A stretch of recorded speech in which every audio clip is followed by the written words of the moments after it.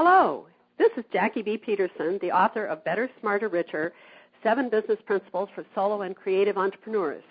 It's my mission to help solos, those of you in one-person businesses, understand and apply the 7 solo business principles to your enterprises so that you can find more financial success.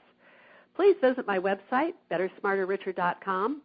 There you can download my free ebook outlining the 7 principles, sign up for the free newsletter, and join the conversation on the blog. Sometimes that's pretty exciting.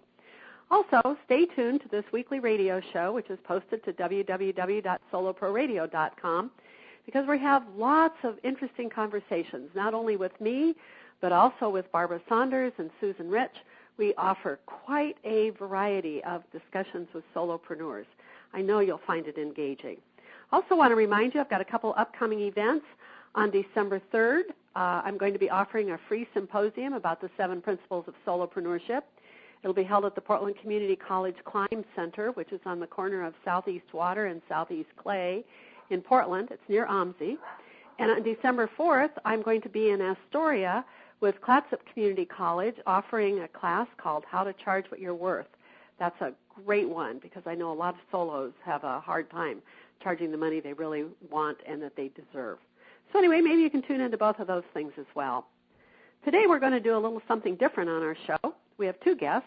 They are Austin Christensen and Shelly Lessard. Both Austin and Shelly work for the American Wealth Group. As you know, the country is facing a major demographic shift right now. 79 million baby boomers are leaving the workforce.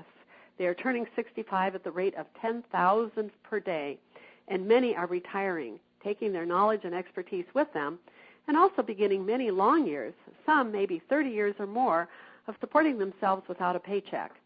It's one of the reasons we talk about the choice of encore entrepreneurship on this show.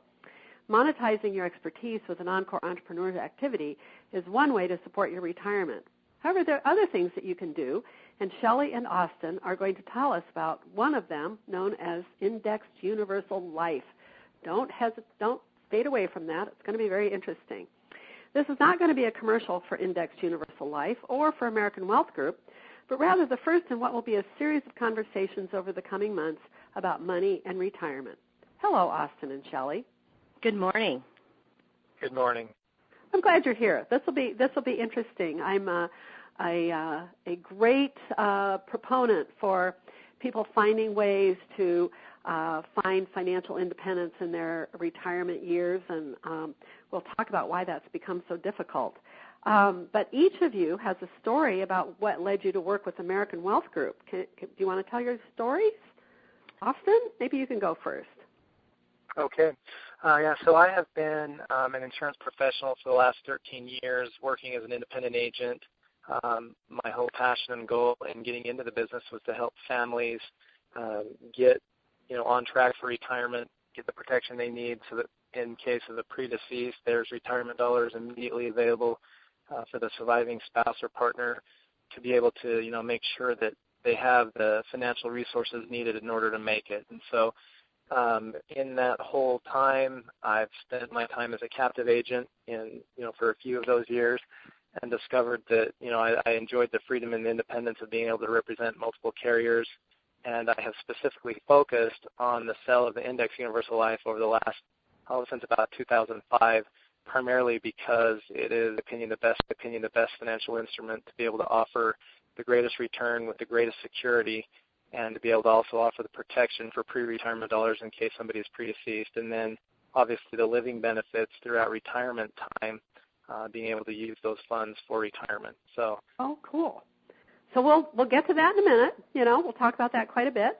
So, Shelly, tell us your story. What brought you to American Wealth Group?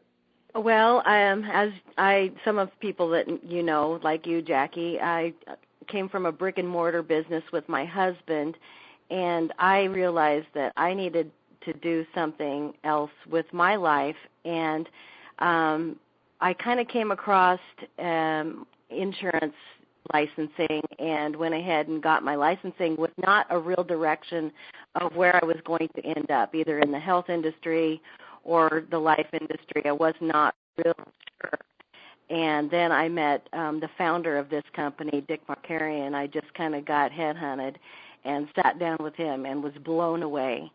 And from that moment on, I have just been running with this product. And it gave me, someone who is in their early 50s, some hope of acquiring some retirement. And so I am totally, totally excited about this product. Oh, that's cool. Because I know that so many of our small businesses just eke out, a living as they go, and they can't even imagine putting money aside. And like you, they get into their 50s and they think, oh, my goodness, now what am I going to do? So exactly. Yeah. So tell us more detail. What got you so excited about this particular company and working for them? Myself, I was not even exposed to any kind of life insurance other than just dabbling in small amounts for me and my husband. And when we sat across the table with our financial planner every year and going over what our Roth IRAs were doing or our mutual funds were doing, never came out of his mouth about this product because they don't deal with this product. So when I actually seen this, when I met with Dick and learned about it and spent time with Austin, the whole doors just opened up on there is a better way.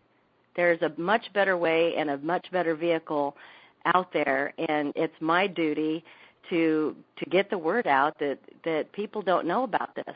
And that's kind of our job, to let people know that there are other options out there. Oh, that's cool. So both of you, what do you see as challenges for people retiring or getting close to retiring today? What are some of the challenges they face? Austin? Okay, yeah, go ahead. I'll go ahead and fill that. So the biggest retirement problem that most people are facing that I see is one of two. It's twofold. Number one, if they don't have enough retirement dollars, they don't know where they're going or if they're going to end up continuing to work on in through to their 70s.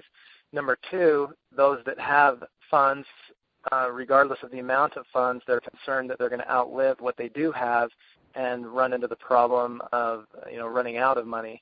And those two problems can definitely be solved, and we offer options for that. But then again, working with the people and what they, their specific interests and what they want to do, helps guide, where they would ultimately end up. And we have, for those that it's a good fit with, the way to guarantee that their money is never lost and that they never run out of money. And then also the opportunity from an entrepreneurship point of view if they wanted to help spread the word and come aboard and help them, be an agent and share the product, if you will.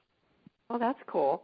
And it's certainly been, excuse me, my experience that people either, don't have a lot of savings and so are very fearful what's going to happen to them. We all talk about that terrible dream or that terrible nightmare, I guess, of being a greeter at Walmart and that you can't figure out anything else to do, which is one of the reasons I talk about core entrepreneurship, because I think people know things and, that there's a market for what they know.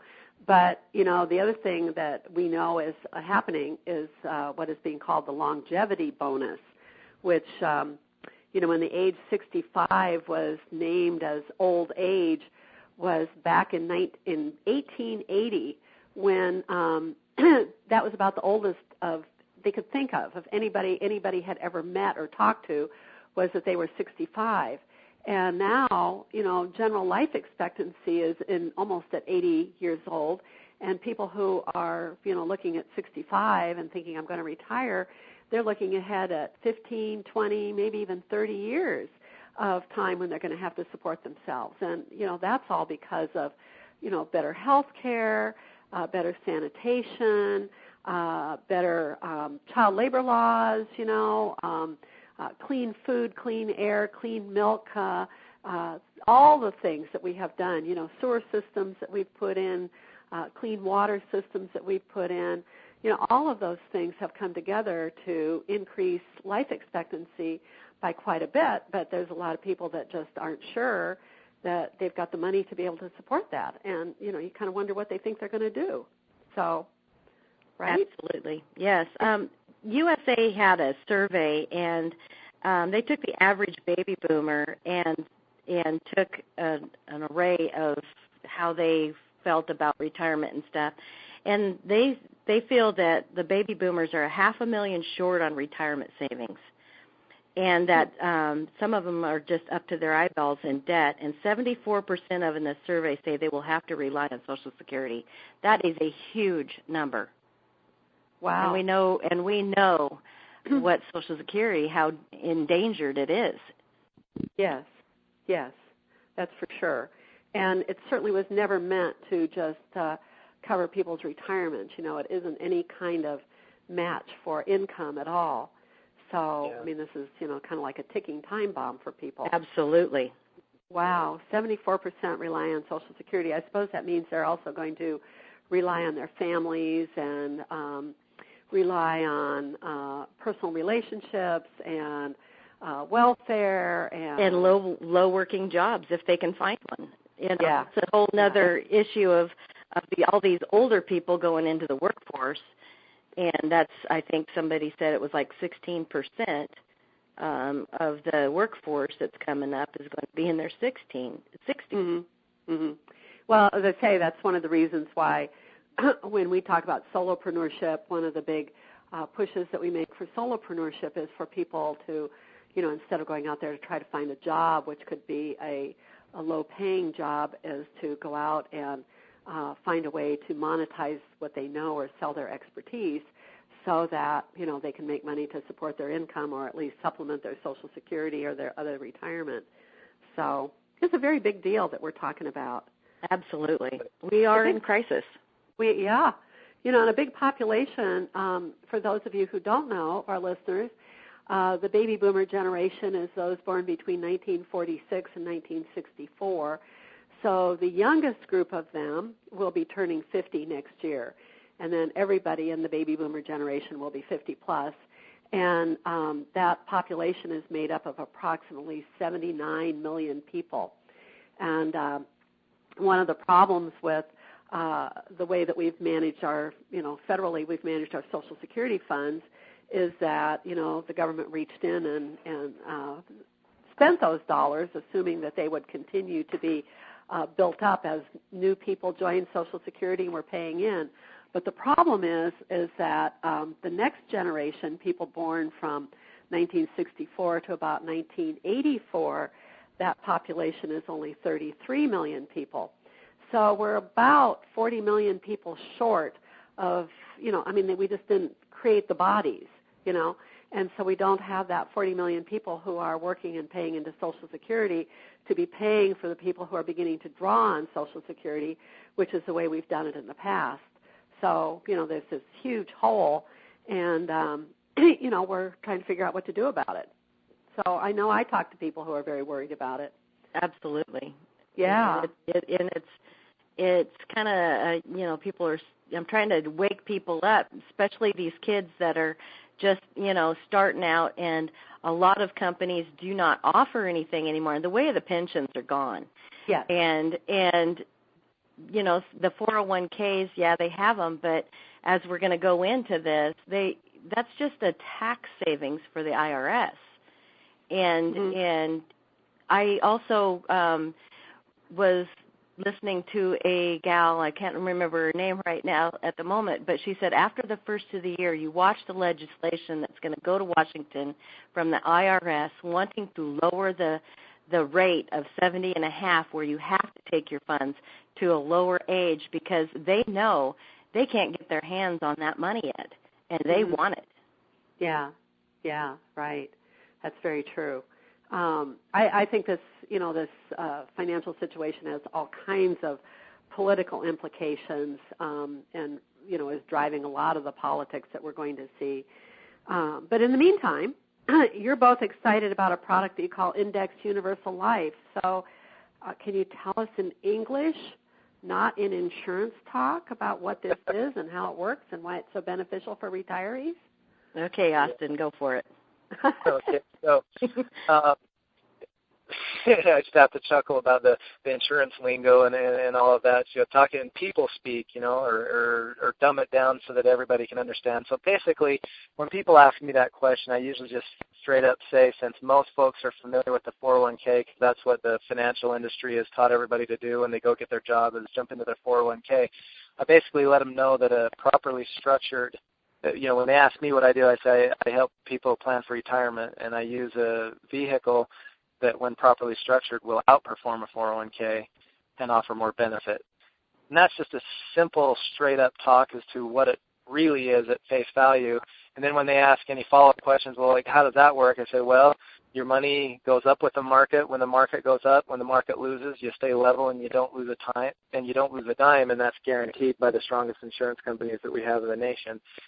And they're like, wow, how does that work? And say, well, you get into depth in it, and then you can explain that they're purchasing options, if you will, which nobody will really understand. It just basically means that when the market goes up, your money will go up with the market to a cap, and that cap is dictated by the different insurance companies and where they're at.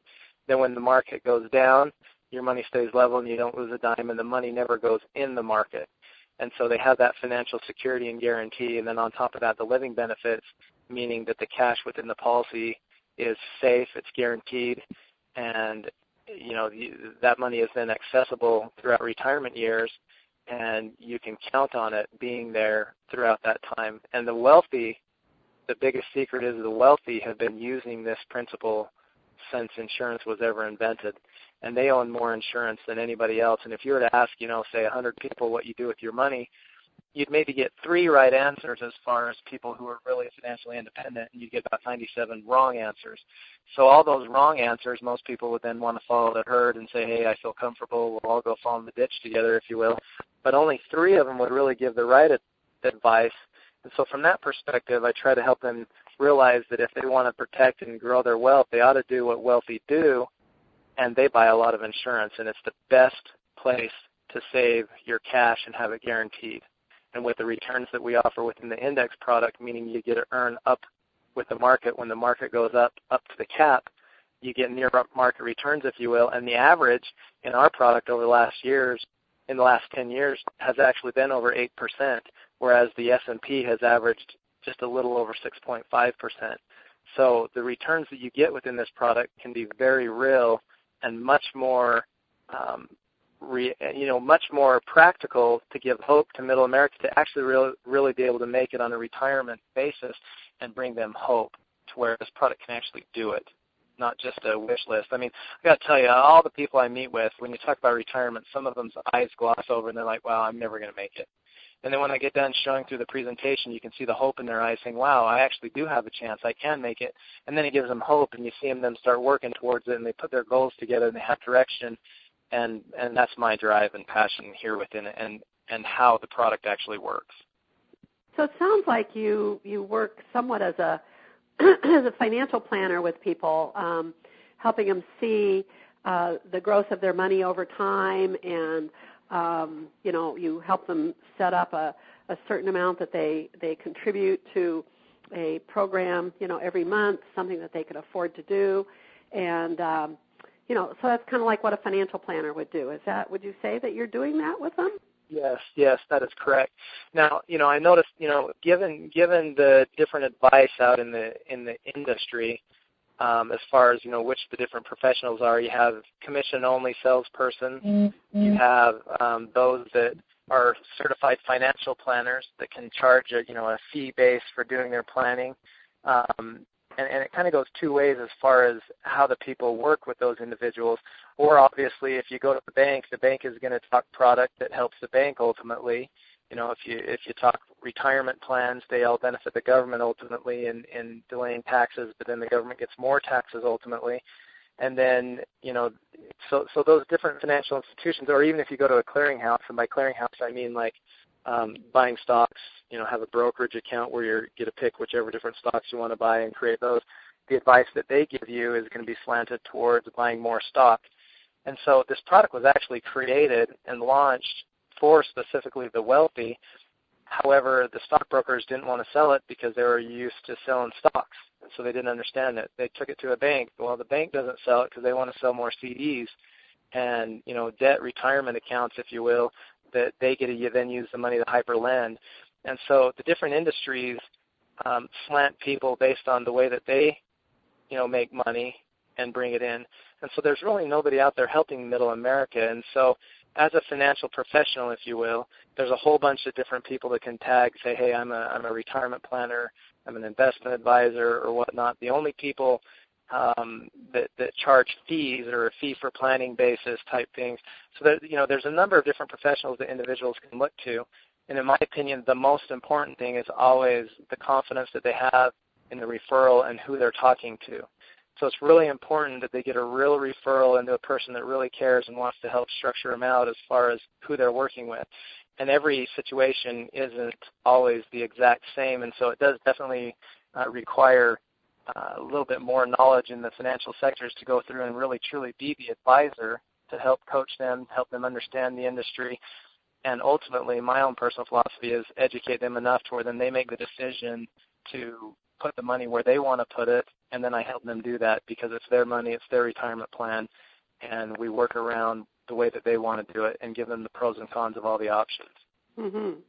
Well, one of the things I see from what you're saying, Austin, is that a lot of times people really, the first hurdle is deciding that they have to save any money at all, okay? Correct. And, so many people live at the edge, and they're, they call it paycheck to paycheck, and they're, exactly. Yeah, that they're not, they're not putting any money aside at all. And so that's the first hurdle, that you've got to basically live below your means and find a way to put some money aside. And if you can overcome that first hurdle, then the second question is now, where do I put the money? And if you've got a company that has some sort of a program for you, that it has a 401k plan, and particularly if it has a matching fund, where if you put money in, they'll put money in, that can be a pretty good deal, and you probably don't have to work too hard in deciding where the money goes, and it comes out of your paycheck before you even see it, which is a nice thing since most of us think about our net check, not our gross check. We think about what's our net, Correct. What are we getting? So then they do that. But if they're working for a company that doesn't have some sort of a retirement plan for them, and then they have to say, now what do I do? And it gets pretty scary to go out there and invest your own money because there's a whole lot that you have to learn and have to do. Right. You can't just put it into an account and let it go. The markets go up and down. You think, should I buy gold? A lot of people are investing in real estate. In fact, I know quite a few people that are investing in real estate, particularly with the downturn in real estate that happened. There's a lot of good buys out there, and people are, buying places and fixing them up and turning them into income properties and renting them. So they think, should I do that, or should I do something with securities, or maybe I should do something with insurance? And it seems to me, and I don't know if this is true, but it seems to me that people used to talk about insurance a whole lot more than they do these days. It used to be something that everybody thought they had to have, particularly if they had a young family, and, there was the opportunity for something to happen to the breadwinner, when the kids were still growing up or when the mortgage was still owed, and, insurance was a good way to deal with that. But I haven't heard so much talk about insurance lately, but, to me, the thing about insurance is that it's like having a bill that you pay all the time, and most of us can figure out how to manage that. We have the power bill, we have the heat bill, we have the car payment, we have the, whatever else, our regular bills. And you can say, okay, I'll put money away in insurance because they're going to bill me every month. It's just like the 401k. It comes out of my paycheck, or they're going to bill me every month.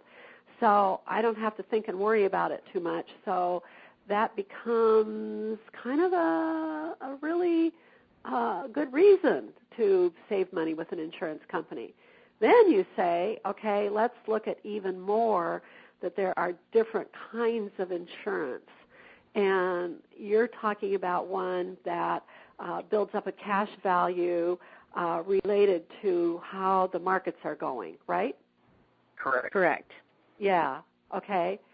So And what I hear is that in the insurance, there's life insurance, that would pay off if somebody dies, but there's also a cash value being built into the life insurance because the person doesn't die and you're paying a premium, so that money goes into an investment account, and that investment account is set so that it earns money, and it earns money at a rate that is, as you say, is indexed. It earns money at that rate inside the insurance company, and if the market goes down below that rate, the insurance company says, we're not going to send your earnings lower, and we will, basically return you so many dollars of, it will allow your cash value to build at a certain percentage. Is that what that does? Is that right? Yeah, that's pretty much correct. Yeah. So somebody gets a real benefit from that. They're not only getting life insurance, when someone dies, there's some money that comes in a lump sum, but they're also building up a cash value within the policy.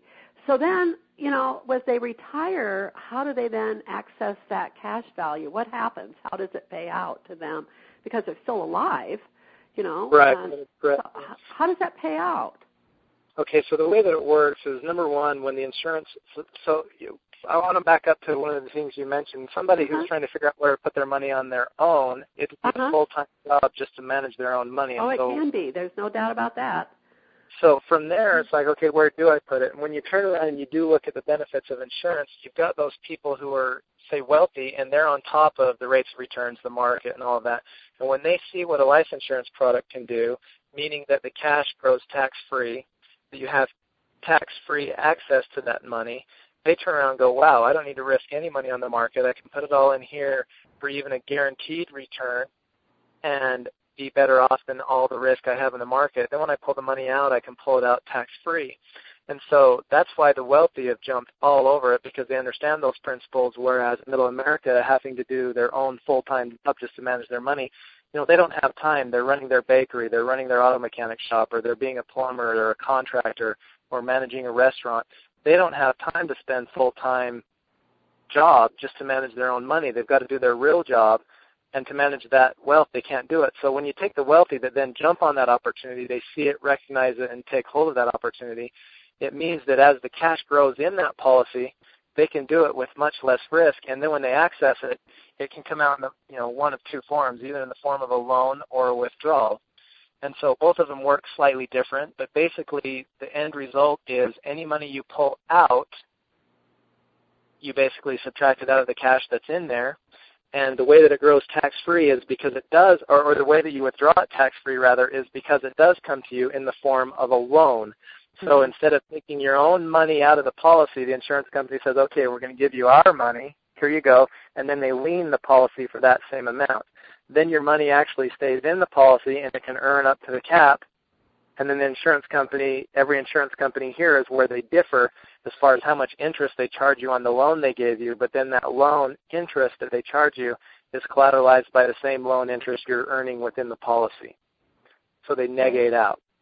And you can get into specifics on that if you want to go into more detail. You'd need to get into more detailed discussion with your financial planner, if you will, or your insurance agent. But all of those companies have different nuances. So within our product, it's very possible to have pulled out, say, $10,000 out of your account, if you will, have the market earn 15%, you earn 15% on that money, and you've pulled it out, you earn 15% on it, and then say the insurance company charges you 5% for the use of it. So the money you've pulled out, you actually made 10% on money you've already pulled out and spent. I see how that's working. Okay. So is there a what would I say, an optimum age when people should begin looking at this? I mean, if somebody's 65, is it kind of too late for them to get started doing this? Well, I would guess, the whole rule, anybody I've ever heard about how much money should you be putting away was you should start putting it away before you're ever born and keep putting it away until you die, right? So obviously, the sooner the better. It's a slightly different game plan with those who are in their 60s as to how to manage that. and usually you're looking at, the amount of assets they have, whether you're looking at the feasibility of doing a reverse mortgage to eliminate a mortgage payment and then using the eliminated mortgage payment to fund the life insurance contract. And the way that you fund the contract, I've got to tell you that there's a lot of people out there who will not fund the contract appropriately. And the goal of putting this money into the contract is to buy the smallest death benefit to be able to put the most money into the contract. And that allows for the most optimum, basically we call them an investment-grade life insurance contract. So in that situation, we can help the seniors that are facing, the situation of how do I handle my mortgage. It's a really good option to look at a reverse mortgage to eliminate a monthly mortgage payment and then free up the dollars and then take the discussion to the next step as to what they want to do with those dollars and how best to handle it. Some of them will be, I want to take that money that I just freed up and I don't have to pay the mortgage and I want to live on it. And when I die, the home can go back to the bank or the kids can have the option to buy it if they want. Other families have said, I've done the reverse mortgage. I don't have my monthly mortgage payment, and that mortgage payment can be anywhere from $800 to $2,000 depending on where they're at. And they decide to buy a life insurance policy with it to max fund it, increase their cash flow, and then upon their passing, the death benefit proceeds can then pay off the home, or the kids can take the cash to do whatever they want with and let the home go to some other buyer, however they want to do that. So we do have strategies for those who are in their 60s. They're slightly different. The life insurance policy would more fall into the category of those who are in the accumulation stage. So, somebody starting anywhere, the prime candidacy for that would be between, I would say, 30 and 55. Folks between 50 to 65 and 70, you've got to look at the other assets that they have as well to be able to put together the dollars to fund the contract and make sure that those dollars are safe, secure, and guaranteed, not at risk, and structured properly to then be able to help get them the benefits. But when you run these types of illustrations, as we call them, you can give them a pretty confident printout, if you will, or an estimated payout that they can anticipate to pull out of the policies and use for retirement benefits. And then you look at the bottom dollar, and if they're okay with that, we've got it, we're good. If not, then they've got to make the hard choices of what are they going to do. Are they going to adjust their lifestyle or go back to work? Yeah. Or, go into your entrepreneurship, as you've been teaching, teach them to get into something that they can love and be passionate about, earn a living with their expertise and the knowledge that they have in order to supplement their income, and they can then.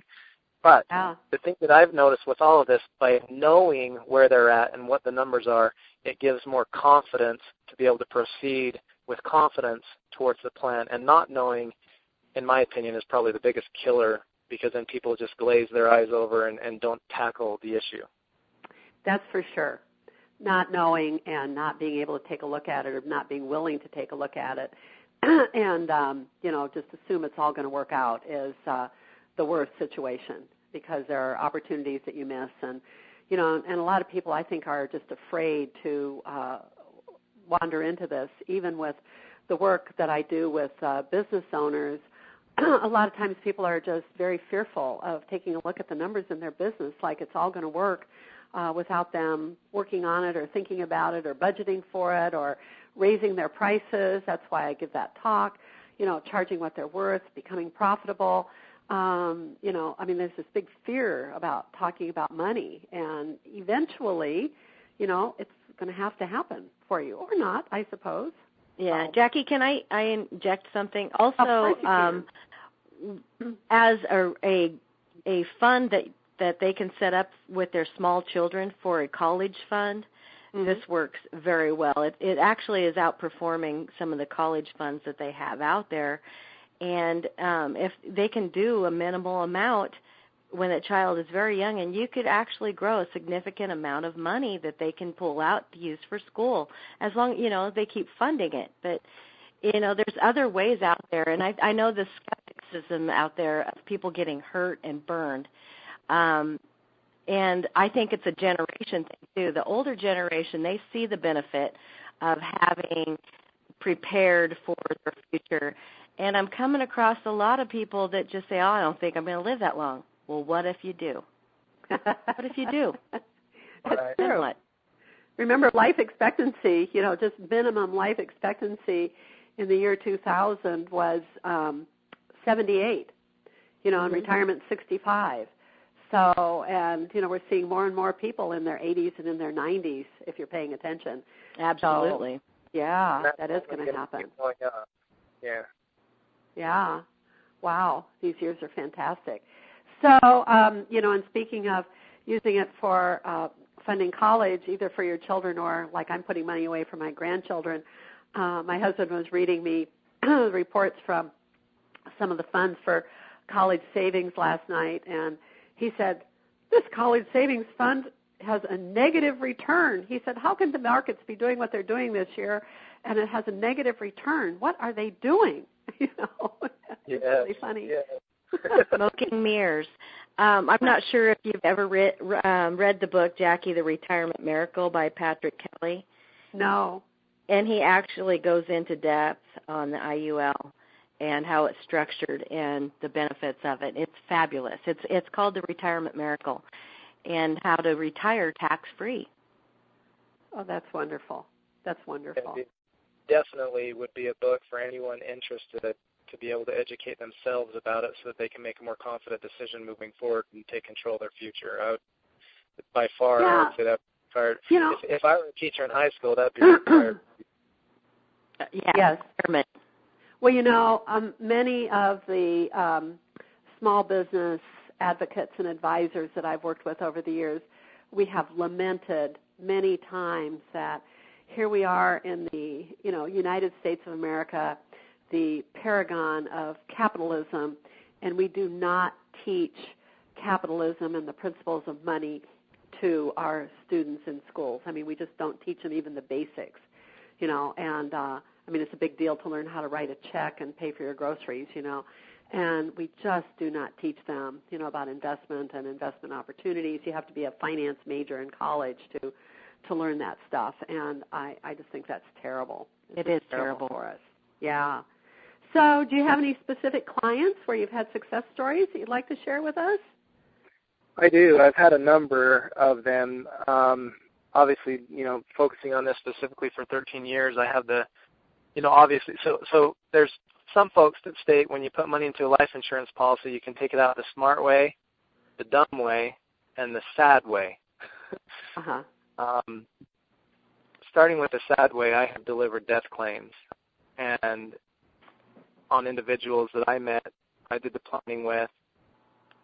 Things went great. We did the planning, and then something happens down the road, and you get a phone call Sunday morning at 9 o'clock in the morning asking if the policy is okay.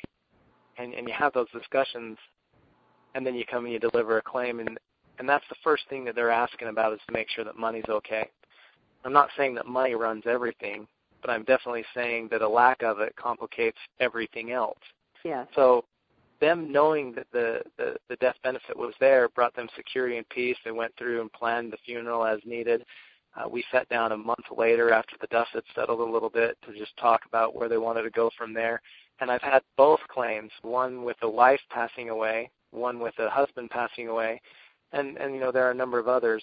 So I've taken care of both spouses specifically in planning situations to make sure everything's good from there on out. And that's the sad way, but it's a success story as well because the policy did exactly what it needed to do and it took care of the family. The dumb way, if you will, of taking money out of a policy would be cashing it out and running and using it on a vacation. And that would just be basically improvidence and somebody that doesn't want to, they basically want to live it up. So our biggest competitors are not other insurance companies or other financial institutions per se. Our biggest competitor are like the movie theaters and a new vehicle, BMW or Mercedes or Hyundai or Honda or whatever they are. Yes, their consumption, and their lifestyle. And then the smart way is to be frugal, put it away. And you asked before, when somebody determines that amount that they need to put away a month, the proper amount that they need to put away is right around 10% of their income. So for those clients that I've met with that have done 10% of their income and they put that away religiously and they're meticulous about it, none of those clients that I've met with that have done that are in financial jeopardy, if you will.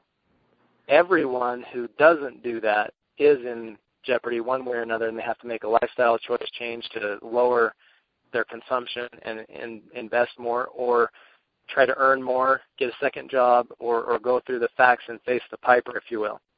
So from that perspective, even here through 2007 through 2010, 2010 when the mortgage crisis hit and a lot of people lost a lot of money.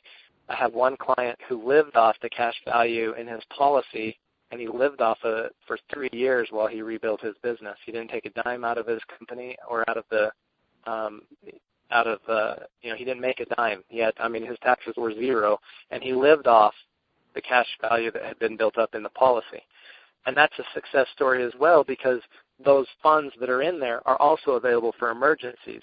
And once you get enough cash value built up into your policy that you could cover 2 to 6 months worth of income, then you should put everything else in that policy and into the cash value, because you can get access to it within 5 to 7 business days if you have unexpected car repairs or whatever the issue is. Having it in there will make it so that it grows tax-free. You can get it out tax-free, and it's a guaranteed savings account, if you will, that will earn better than the banks and anywhere else, and it's the safest place for it. And it covers a lot of the other needs that you need within a financial analysis. Most people invest upside down. The minute that they decide they want to invest, they start putting $50 a month away into some oil and gas offshore drilling mutual fund that offers the potential for the highest return, and they're lopsided in how they need to approach the structures of the financial principles to be sound and safe financially. And so I have, in that experience that I've had as a financial professional and doing primarily life insurance planning, for which basically turns out to be retirement planning, because in the event of a death, those funds are used for retirement immediately for the surviving spouse. So I've paid the claims. I've helped the folks manage through those. I've had people manage through a real hard economic time where they've survived on the cash value of their policy. Other clients chose to go more aggressive, and they lost all their money and had to start over and completely lost their job. Some of them lost their houses and had to shift around and go find a new job and start completely over. Those that chose to put their money in the policy and kept it safe and protected never lost it and maintained their job and were okay, even though the down market hurt them very badly. And then there are those that also had a disability and they weren't able to play. I have a client who was an escrow officer at a title company, and she was hurt in a car accident, and the protection within the policy kept the policy funded, and she was able to recover, get her job back, and the policy was still funded, and it kept going. And so when properly structured, the benefits that the policy offer far outweigh just putting your money away each month into a 401k. So we even go so far as to educate everybody that is in a 401k to talk to us. We can talk to business owners to stop doing the 401k, paying their annual fees there, and shift it over to where the people can have guaranteed returns, stock market near returns, never lose, and on top of that have all the other living benefits that come with it, with needing access to the cash in case of an emergency. And of course, the ultimate goal is to be frugal and not have to use it until retirement. But if you have to access it beforehand, that's still a success story, because you've got to have somehow to live. Yeah, you've got something there. Yeah. Yeah. That's very true. So in case some of our listeners don't clearly understand this, the insurance companies, the person that you're paying to, are then investing the money, and they're investing it, I assume, in the securities markets, because that's where it has the opportunities to grow. But what really happens is that they are so good and have such a big amount of money that they're investing with that they have the best opportunity to be successful in the market, whereas you as an individual don't have, those same opportunities unless you're really, really going to work at it and be very fortunate. And they probably do better than some even of the 401k funds, don't you think? Because they have these, professional investment staffs who actually could almost make a market. They can, because they're handling such a huge amount of money. And that's why they can guarantee you the up. And when the market goes down, they can continue to guarantee you that indexed amount because they've just been very successful with that money, right? Right. Yeah. Let's clarify that really quick to get rid of the confusion on it. So the money actually never goes into the market or into stocks at all. What they do instead is buy the option. So just for easy math, let's assume that you have a home, for easy math, that's worth $100,000. We would enter into a contract with you to buy your home in 1 year at $100,000, and you enter that contract with us, and we pay you, say, 3% of the purchase price. So if it's $100,000, we'd pay you $3,000. So I get to keep my whole $100,000 minus $3,000 to buy it. I'm not going to buy it right now, but I'm going to buy it in 1 year if I want to. So in 1 year, if your home is worth $80,000, am I going to exercise the option to buy your home? Mm-hmm. I would not, because it would guarantee me a loss, because I would have to buy your home at $100,000 when it's only worth $80,000. Right. So on the flip side, if your home becomes worth $150,000, and I've entered in that contract with you to buy your home for $100,000, I buy it in a heartbeat for $100,000, turn around and sell it immediately for $150,000 and rake in the profit. Hence, that is how the money then would come into the insurance company. So what they do then is buy options to the S&P. So like right now the S&P is right around 1,800. We would, the insurance company would enter into a contract with a clearinghouse, say, hey, we're going to buy the S&P stock right now at the 1,800, but we're not going to exercise that for 1 year. So in 1 year, if the S&P goes up to 2,000, they would exercise it and liquidate it immediately and harvest the growth. If the S&P goes down from 1,800 to 1,700, we would just not exercise the option. Hence, the money would never even have gone on the market nor be lost. I see. That makes a lot of sense, Austin. I appreciate you explaining that. That's very interesting, and that's interesting. Yeah, that's way why I to do can it. offer. Yeah, that's why I can offer the guarantee. The money is never in the market, which is why the product is still an insurance product, not a securities product like a mutual fund. I see. Okay, that makes a lot of sense because all this money stuff is pretty involved. So, are you planning your own retirement, Austin? What are you doing? I am, and in all honesty, I put everything into the Index Universal Life. That's where I have it all, and then I build up my business. Extra cash goes in there. When I purchased my first home, I withdrew $20,000 out of that to put down on the down payment. I finished up the financing, finished the home, redid the financing, and pulled the $25,000 back out of the home because it was worth a little bit more, and put it all back into my policy plus the $5,000, kept paying my normal monthly premium into the policy, and it's continued to grow. So this is the only tool I use for my planning. For the same thing with my wife and my children. I have the money going into the policies for the children to take care of college expenses and education. And if there's funds that exceed that, then I can give it to them as a gift for a jump start when they get married, or who knows, if something happens and I've got a black sheep and I need to take care of grandkids or whatever, then I still have control of the funds to take care of what may happen there. So, I mean, it just gives me way more control and puts me in the driver's seat of the decision rather than having to react in case something else happens. So I have all of my control within these products. And as I understand it, you said you were an independent agent, right? So you're actually running your own business. That is correct. And this is one of the products that you represent. So you have quite a few different products that you represent, but you don't have to sell them because you're an independent agent, or actually you're a solopreneur. Correct. Oh, cool. We're glad to have that. No, there's another way to be a solopreneur. So, Shelly, how about you? What are you doing for your own retirement? I also have started my own IUL, and, I mean, my husband has some traditional retirement funds that we haven't really delved into flipping over to the IUL yet, but after the first of the year, I'm going to go see what's liquid, and then I am going to flip it over. The other stuff, I don't want to touch it because of the fees and the taxes that are attached to it. Anybody that has had to dip into their 401ks is totally taboo because it is a racket, and it's almost criminal what the government does to these folks who need that money. And a lot of people needed that money in the last 5 years, and it's wiped out. It has wiped out people. Yeah. It has, and it's terrible that they not forgive any of that.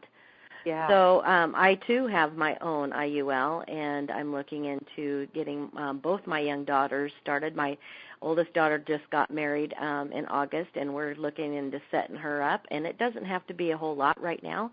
They can build on it later. But it's something. Yeah. Well, congratulations on that. That's wonderful. Thank you. So you talk about, working with American Wealth Group. What exactly is that? And you're an agent for them, or that you sell their products? Tell me a little bit about it.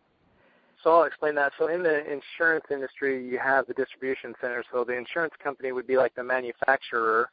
Right. And sometimes they're also the direct seller, like some of the name brand insurance companies everybody knows out there. So American Wealth Group itself is an independent marketing organization. And we have a contract with the insurance companies to distribute their products. So folks who get contracted with us become an agent of American Wealth Group, and then we get them contracted with a company to then represent those companies and sell it. And then we bring in the agents. We help them train and hire new agents, build them up to build up their agency and share this message about the IUL. And everybody who comes aboard has the opportunity to then move up into upper management, same as if they were to work for Walmart, start as a teller, go to a store manager, a district manager, or whatnot, except here we can do it based on our efforts, and as quickly as somebody wants to earn and grow and build their agency, we're always looking from that perspective. So we are an independent marketing organization that hires and recruits agents to share this specific message, to go out and make a difference to middle America and to give people hope that they can actually make it to retirement, and do that with a real hope, with a good financial security, and know exactly where they're at to be able to move forward. So how do you find your clients? How do you market? This is always a big deal for people that are in little businesses or solos. Yes, that is always a challenge. Always. So the first few years of my career were focused on me getting referrals and working through people, and that is still the best way to do business. It's always by word of mouth. I can't tell you how many times I set up a person's program, and then the next thing I know, their brother or their sister's calling me and say, hey, so-and-so just told me about what you did with them. I want to hear about it. And then I go meet with them. And so actually, when you do the job right, you have so many referrals coming in that it just, you can't get to them all. And so the other option of getting that is hiring new agents. And, anybody who comes into the insurance industry, one of the first things that they always teach them is to sit down and go over a list of your warm market. And since you're brand new, then you go out with your manager. The manager explains the products, what we do, and how, and that helps penetrate the market. Oh, that's great. That's great. So are you also trained to give overall financial advice? I was reading an article in, I think it's in the USA Today that came out about, 2 weeks ago. I was, it was early November, and they were talking about the idea of somebody, a retirement income program director. And so you should, here it is, Retirement Income Certified Professional, RICP designation, and how they've created a whole new designation for people to help people who are, planning for retirement. So are you trained to help people fully with finances, or you work mostly with insurance but talk about other things? I mean, how does that work for you? Okay, so that's kind of a two-edged sword, if you will. When I first came into the business, some of the folks transited over into fee-based planning, if you will, and so they would charge a person anywhere from $200 to $700 to sit down and do a complete in-depth fact find over all of their financial holdings, everything that they had, spit it into the computer, run the analysis, and come back and say, this is the diagnosis, this is how you're invested, you're not going to make it, or you are going to make it, or you need to rebalance here based on these numbers and this information. You charge the fee, and then if you implement that plan, the legalities are pretty intense to where if somebody then loses money, then you come back and you have a claim because you went invested into some aggressive market, even though the client decided to do that. All the litigation and the liabilities come about. So a lot of people then decide, I don't know if I want to do fee-based planning, so they back off and say, on the flip side, even if I did charge you that $500, here's your plan, and the plan is you've got to invest like $500 more a month. I know you can't afford it, but that's what you got to do if you want to make it based on what you told me. Thanks for the $500. We'll see you later. And then they really can't help them. Uh-huh. So I've battled myself back and forth as to which is the best option, and I have personally settled on the fact that my advice and education is for free. I teach people the best way I know and everything within that, and then let them make their decisions to how they want to move their plan, and I can help them then get designed and set up into their program. Right. And that is what I have chosen because middle America isn't the type of people that can afford to spend $500 to $800 on a financial plan and then be told you don't have enough money. I let the independently wealthy can deal with that with their CPAs and do that. My focus is to help middle America and bring hope to middle America and let the other guys do that. So the specific designations that allow you to charge a fee within the insurance industry, they don't really exist. Any insurance agent or fee-based planner can go ahead and do that. They just got to set up the proper documents and proper disclosures and go after it. I appreciate the passion, Austin, that you've had, and I think it's been very informative. And Shelly, you too. You're both informative and very excited about what you're up to. So if we're out of time, if we've got listeners who would love to contact you, how about giving us a phone number or a URL so they can get in touch with you? Yeah, my phone number, I've got a 503-349-6496. Email, AWG, Shelly Lessard. Shelly is SHELLYLESSARD @gmail.com. And I also have a Facebook set up, American Wealth Group, Shelly Lessard, and you should be able to find me. Okay, and how about you, Austin? Yeah, so my email address is austin@AmericanWealthOnline.com. I've got a toll-free number of 855-485-4968. And then, of course, our website is www.americanwealthonline.com. And through that contact information, they can reach out and get a hold of Shelly or myself. And we'd be more than happy to hear from those who have any other extra questions and do what we can to help. Well, thank you very much for spending time with us this morning. It's been very interesting and very informative. And listeners, we're going to be talking more about how Encores and people 50-plus can financially manage their retirement. We're going to be talking more about that on this show as we move forward. And I just want to remind you that this is Jackie B. Peterson, your host today. I'm the author of Better, Smarter, Richer, 7 Business Principles for Solo and Creative Entrepreneurs. And I hope you'll visit my website, www.bettersmarterricher.com. And you can take a look at the principles of solopreneurship with a free ebook download and also sign up for our free newsletter and join the conversation in the blog. I've really enjoyed talking with you today, and have a happy Thanksgiving, and we will be talking to you next week. Thank you all. Goodbye. Bye-bye.